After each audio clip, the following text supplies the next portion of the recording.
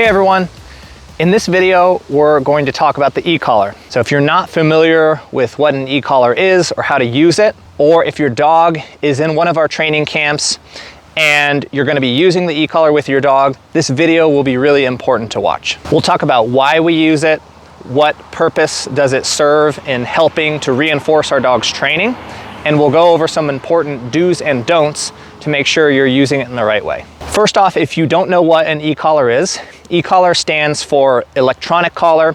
We sometimes call it a remote collar. The brand that we use has a stimulation function and a vibrate function. The stimulation, we call it STIM for short, is an electric sensation that feels similar to a TENS unit, which are medical devices used to treat pain. We always let owners feel the STIM on themselves before they use it on their dog. We turn it down really low so you can barely feel it, just so you can get a sense for what that sensation feels like.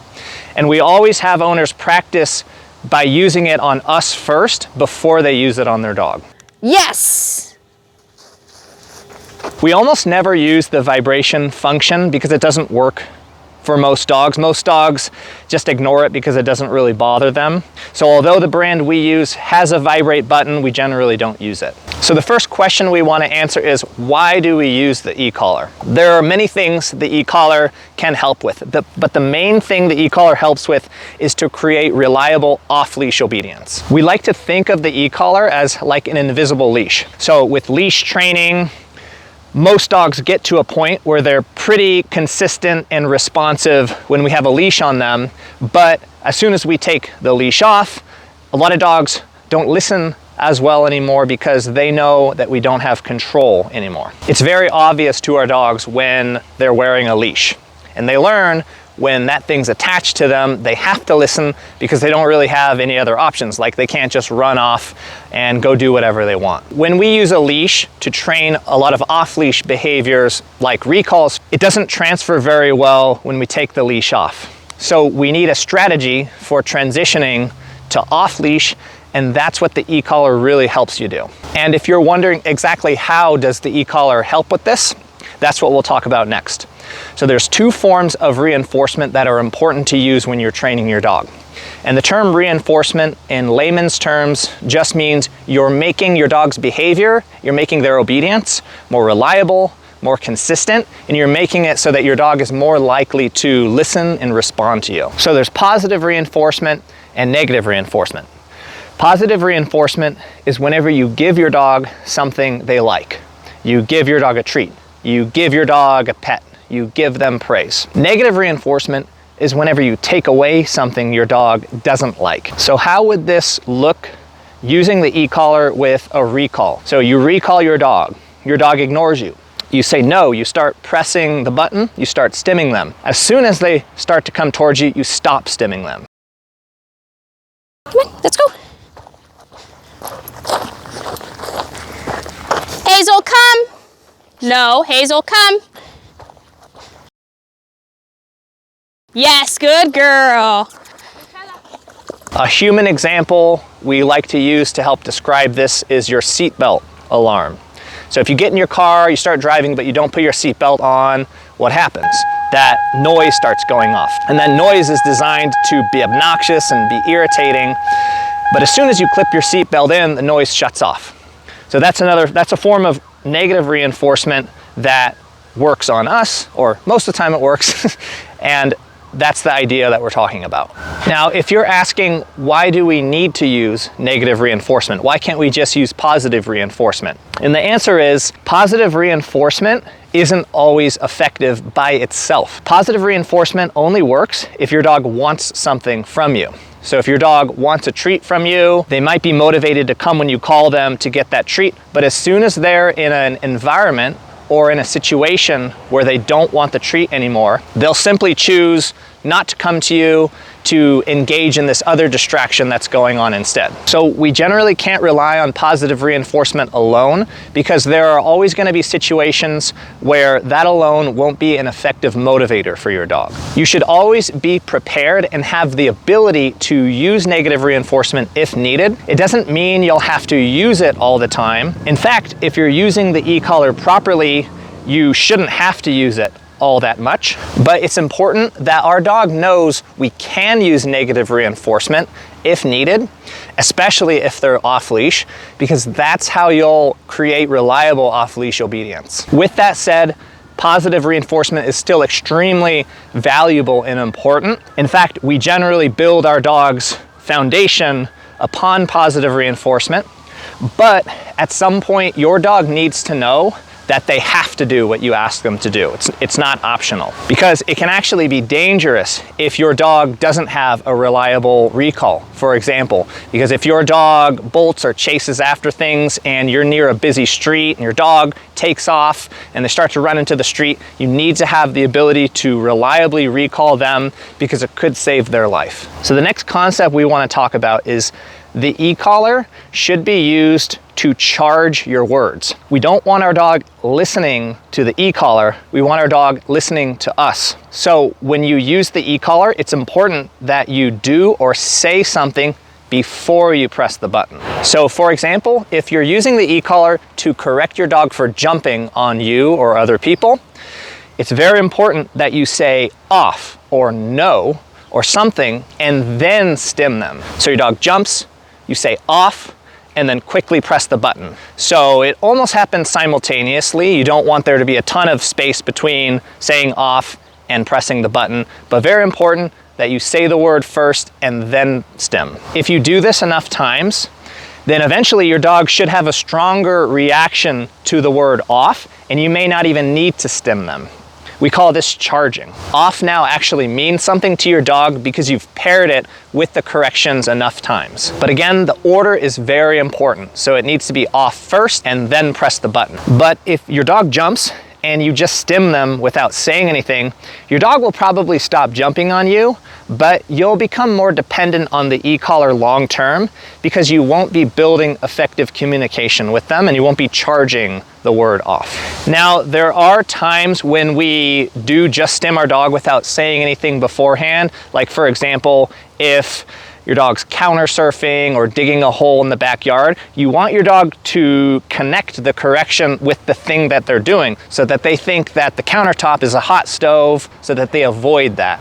But the majority of the time, we want our dog connecting the correction with us. We want our dog thinking that we're the one correcting them, so that your dog will have more consideration for you and will care about what you say more. And that way you won't become dependent on the e-collar long term, and you'll be able to wean them off it because you'll be charging your commands and your words. Next, we want to talk about how we teach or condition the e-collar.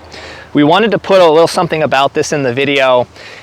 Most likely, you won't have to do any of this with your dog because we've probably already conditioned the e-collar with them, but we wanted to explain the process because it will deepen your understanding of e-collar training. When we introduce the e-collar to a dog, we call this process conditioning.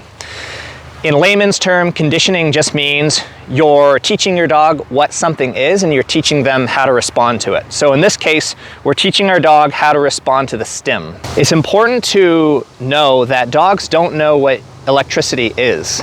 The first time they feel the stim, it's kind of a strange feeling to them. So if you were to just slap an e-collar on your dog and you started to correct them for things using it, it could actually be very detrimental to them, and it could create kind of superstition of things. So again, it has to be clear to your dog what the stimulation is and how to respond to it. Think of it like someone speaking a foreign language to you. So if you didn't speak Icelandic and I just started yelling at you in Icelandic and getting mad, that wouldn't really be fair because you don't know what you're doing wrong and you don't know what you need to do differently to get me to stop yelling. So the way we condition the stim is by pairing it with something our dog already understands. We generally start with the recall. So what we'll do is we turn the stim down really, really low so it's not aversive or unpleasant to your dog at this level. It's just a new, novel, tingling sensation that they feel. And we'll have our dog free, wandering around. Sometimes we'll have them on a long line. And then we'll stim our dog and then immediately call them. And when they come back, we'll reward them. Then we'll release them, let them wander around, stim, call our dog.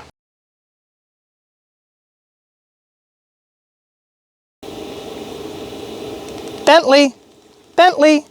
Yes, good boy. Good boy. Nice. Okay. Bentley. Yes, good. Bentley. Yes. Oh, good boy. And we'll repeat this a number of times. And eventually, we want to actually see that the dog reacts to the stim. So as soon as we press the button, our dog comes back to us to get a reward.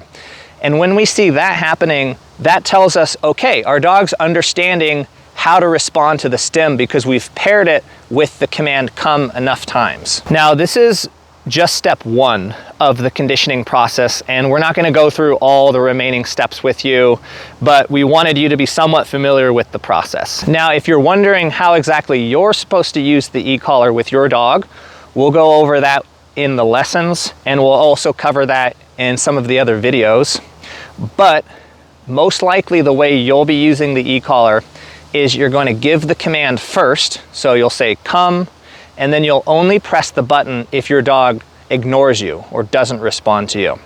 So you'll be using the e-collar stim as a correction. It's a negative consequence for failure to respond to a command, or a correction for engaging in an unwanted behavior, like jumping, digging, counter surfing. All right, let's talk about what level you should use with your dog.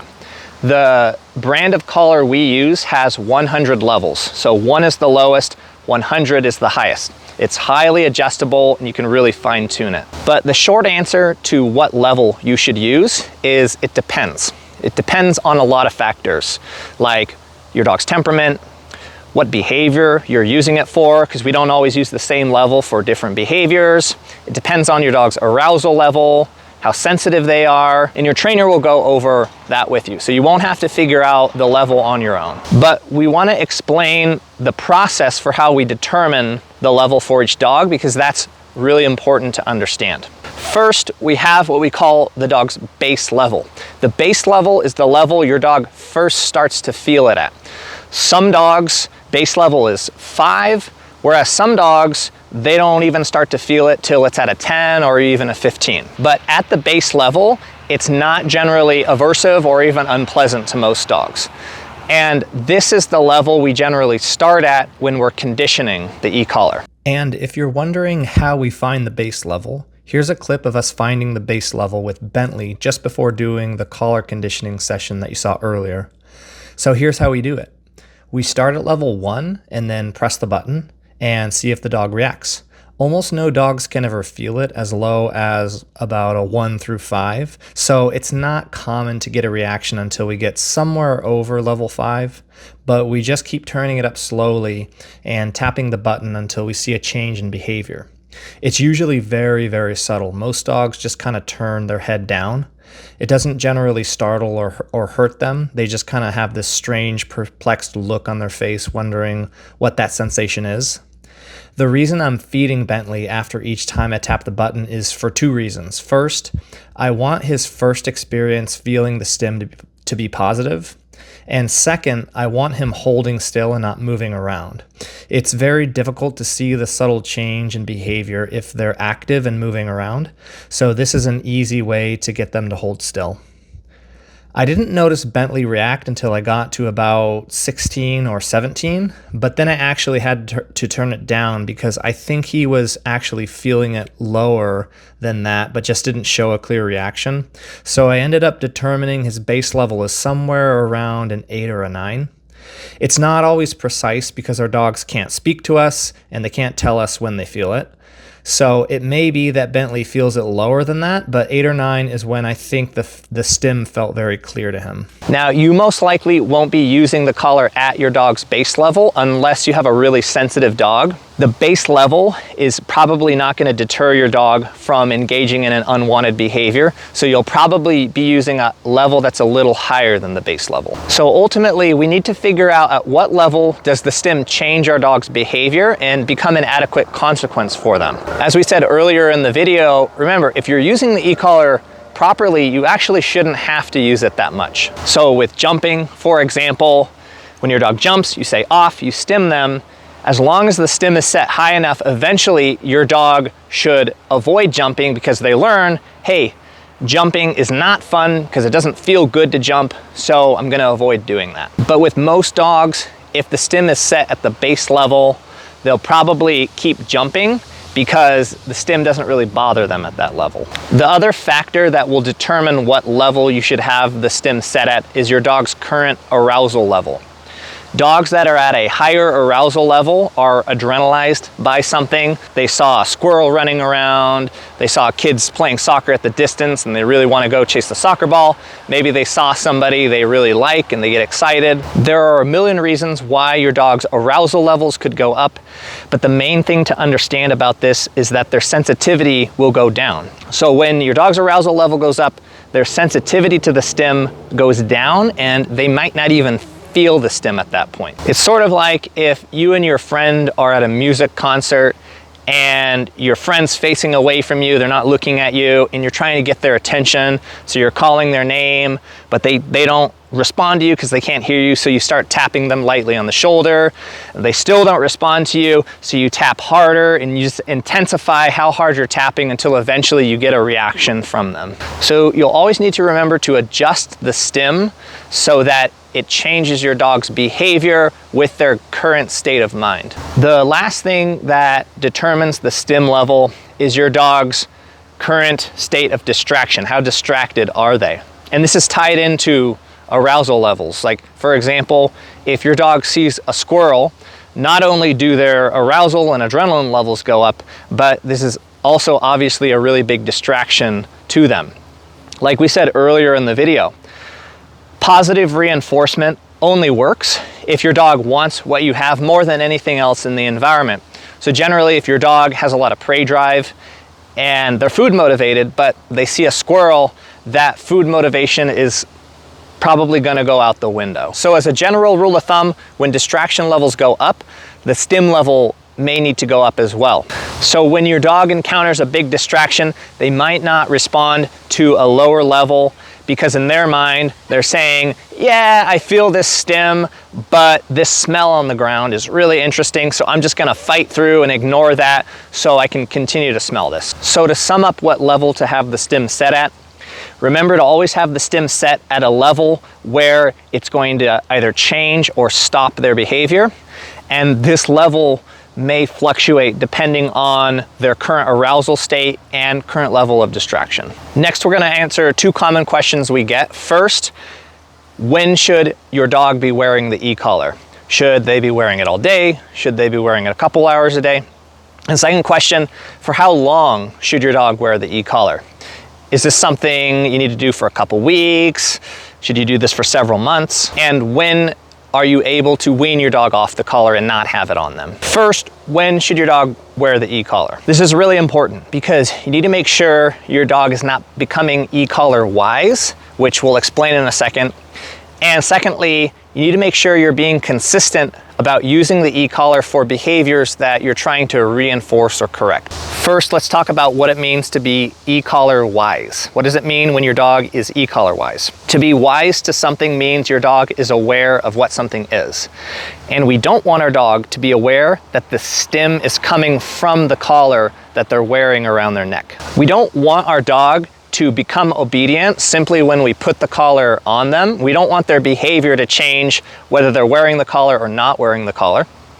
Yes, we want our dog's behavior to change when we stim them, but if your dog behaves differently when they're simply just wearing the e-collar, it probably means they're e-collar wise. And this probably means that your dog is less likely to listen to you when they're not wearing the e-collar.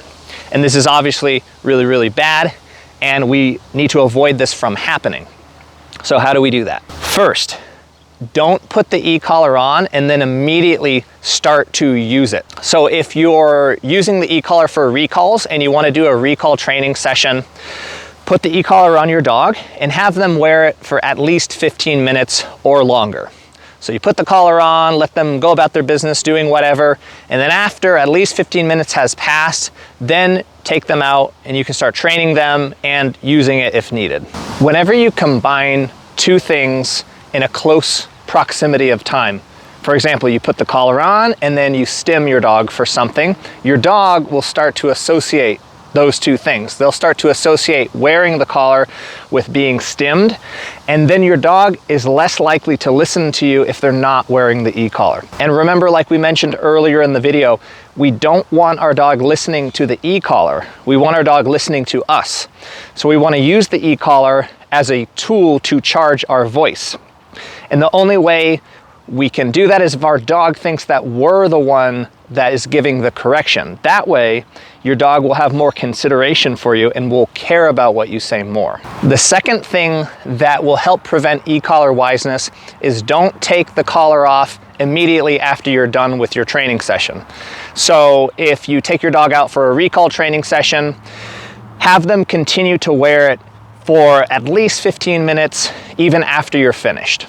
Because that's another thing we don't want to combine. We don't want to combine the end of your training session with taking the collar off. So we don't want our dog thinking when the collar comes on, okay, now training starts and I have to listen. And we also don't want our thinking, oh, when the collar comes off, okay, training's done and I don't have to listen to you anymore. So really, again, your dog's behavior shouldn't change when you put the collar on, and it shouldn't change when you take the collar off. Your dog shouldn't be aware of the collar. They should just think, oh, you're just putting this collar on me. I don't know what it is, whatever, not a big deal. It should just be like their regular flat collar that has their name tag on it, that they don't have any positive or negative association to it at all. The third thing that will prevent e-collar wiseness is don't change your body language when you're holding the remote. So, for example, if this is how you stand when you're not holding a remote in your hand, this is also how you should stand when you are holding the remote.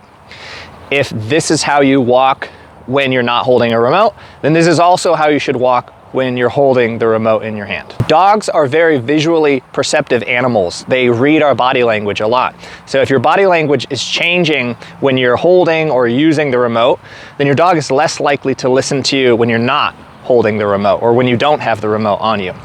And this doesn't mean you should hide or conceal the remote. Because again, if you do that, then you're also changing your body language and you don't look natural and your dog's gonna become perceptive to that. Just hold the remote in your hand as if you're not holding anything at all. Now, you obviously don't have to hold the remote all the time. It's okay if you store it someplace as long as you have easy access to it, so you can put it in your pocket as long as it's easy to get out. You can also attach this lanyard that comes with it and you can wear it around your neck.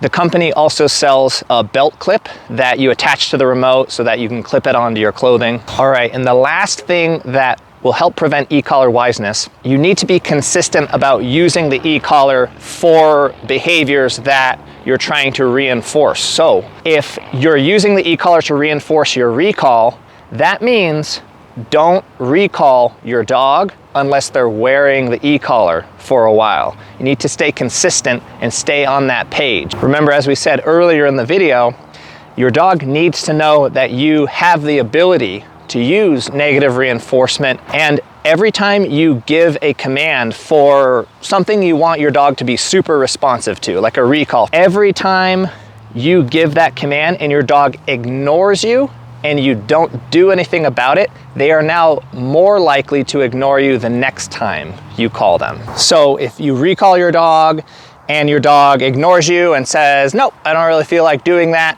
and then you don't do anything about it because you don't yet have an effective way of correcting them, you haven't spent enough time charging your come command or your no marker with the e-collar yet, then your dog is now more likely to ignore you the next time and you're taking a step backwards in your training. Now, this obviously does not apply in an emergency situation. So if your dog doesn't have the e-collar on, but they start running out into the street, or they take off and start running towards another dog, recall your dog. Do whatever you need to do to get them to come back to you. But if it's not an urgent or an emergency situation and your dog doesn't have the e-collar on, don't recall them.